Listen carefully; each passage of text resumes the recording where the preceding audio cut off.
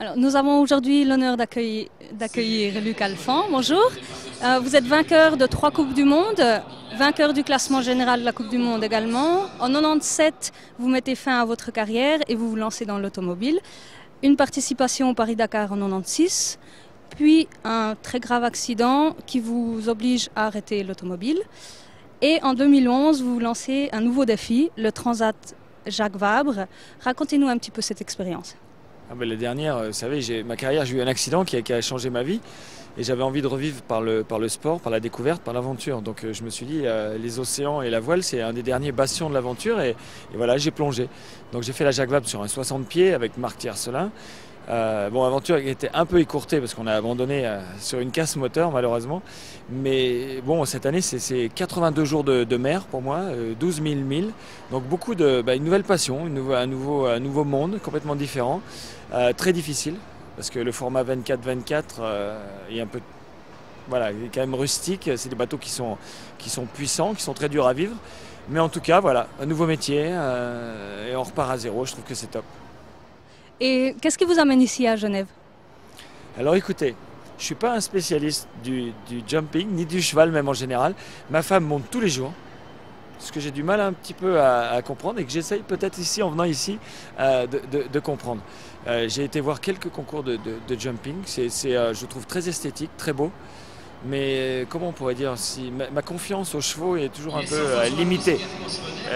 Et par mes connaissances, après, voilà, moi je suis un cartésien mécanique. Et peut-être un affectif avec les chevaux, c'est un peu difficile. Mais en tout cas, c'est une très belle discipline. Vous avez sûrement eu l'occasion de faire un petit tour de Palexpo aujourd'hui. C'est beaucoup de travaux pour mettre en place en fait une telle manifestation. Est-ce que pour le ski, c'est la même chose? J'avais presque même en termes d'audiovisuel un peu plus compliqué. Hein. Parce que bon, un jumping, finalement, c'est assez réduit. Une course de descente, c'est 3 km, en plus en montagne, avec les conditions extérieures, atmosphériques, etc. Donc ici, c'est vrai que c'est un très beau boulot, très esthétique, très beau. Mais peut-être qu'en termes audiovisuels, un peu plus facile à réaliser qu'une course de ski. Mais en tout cas, c'est vraiment... il y a une convivialité, et je pense qu'il n'y a pas beaucoup de sports dans lesquels on peut avoir le réceptif et l'initiative, comme ici, avoir un déjeuner de qualité, etc. Tout près des chevaux, c'est juste magique. Et votre femme donc monte à cheval, est-ce qu'elle fait aussi des concours? Oui, mais alors, comment on pourrait dire? Ils ne sont même pas régionaux, ils sont communaux. Voilà. Non, elle fait des petits concours, etc. Elle fait un peu de dressage, un peu de concours complet, un peu de cross. Mais voilà, ça c'est vraiment très limite.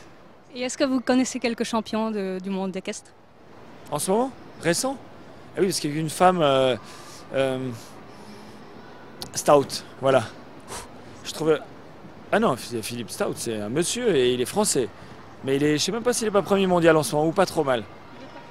Voilà. Donc c'est déjà bien, j'en connais. Il y a Ango, il y a voilà, etc.